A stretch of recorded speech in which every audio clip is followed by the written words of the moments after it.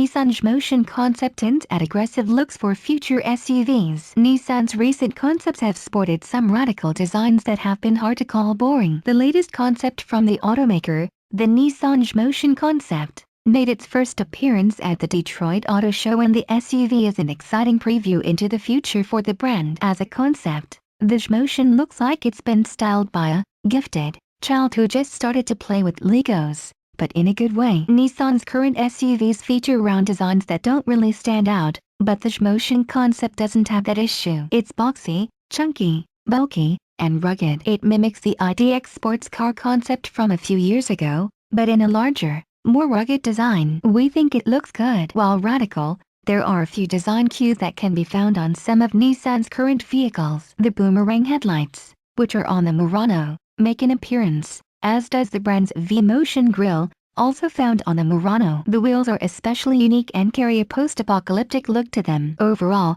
the Xmotion concept looks like an answer to the Toyota FTAC concept that debuted at the LA Auto Show. The inside is where things start to get really weird. The concept combines traditional Japanese elements, like wood from a Japanese cedar tree, with a futuristic design, which includes its unique 4+2 layout. Oh, and there are 7 digital touchscreens to play with on the inside. Speaking of the interesting seating position, there are 3 rows in the vehicle with 2 seats for each row, allowing for a total of 6 passengers to be in the vehicle at one time. An elongated center console that appears to run throughout the entire length of the cabin is positioned in between the seats. The center console, interestingly, is also made out of wood. Automakers are moving towards placing large, massive screens in their vehicles, but the current trend involves one screen, like Tesla with the Model 3. Nissan decided to embrace a screen-heavy future, and it's bold. The entire dashboard is lined with screens, 3 large ones in the middle with 2 smaller ones on each side. A sizable screen on the ceiling,